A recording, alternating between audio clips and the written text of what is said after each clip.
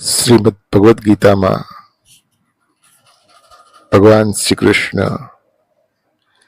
અર્જુનને કહે છે કે આ યોગ વિદ્યા સૌ પ્રથમ મેં સૂર્યદેવને શીખવાડી. સૂર્યદેવે એના પુત્ર વૈવસ્વત મનુને શીખવાડી અને મનુએ એના પુત્ર ઇક્ષ્વાકુને શીખવાડી. આમ આ બધા રાજઋષિ આ યોગ વિદ્યાને જાણતા હતા, પણ સમય જતા ધીમે ધીમે આ બધું ભૂલાતું ગયું. આજે તું મારો પરમ ભક્ત છો, તું મારો પરમ મિત્ર છો, એટલે આ યોગ વિદ્યા મેં તને શીખવાડી.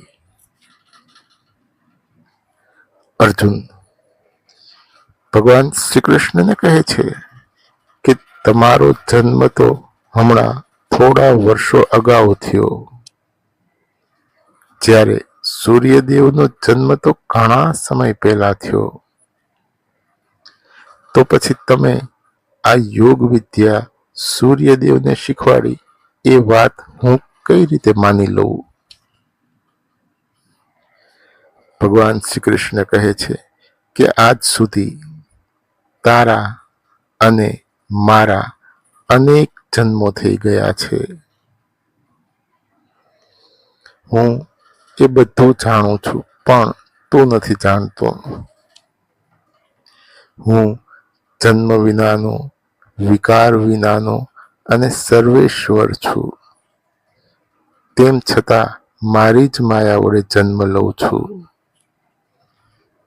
ભગવાન શ્રી કૃષ્ણ અર્જુનને કહે છે કે હું જન્મ વિનાનો, વિકાર વિનાનો અને સર્વેશ્વર છું. તેમ છતાં મારી જ માયા વડે જન્મ લઉં છું. જ્યારે જ્યારે ધર્મની હાનિ અને અધર્મની વૃદ્ધિ થાય છે, જ્યારે જ્યારે આ પૃથ્વી ઉપર અધર્મ વધે છે, ત્યારે ત્યારે હું શરીર ધારણ કરું છું. સાધુ પુરુષોના રક્ષણ માટે, દુષ્ટોના નાશ માટે અને ધર્મની સ્થાપના માટે હું યુગે યુગે પ્રગટ થાઉં છું. ભગવાન શ્રી કૃષ્ણ અર્જુનને કહે છે કે સાધુ પુરુષોના રક્ષણ માટે, દુષ્ટોના નાશ માટે અને ધર્મની સ્થાપના માટે હું યુગે યુગે પ્રગટ થાઉં છું.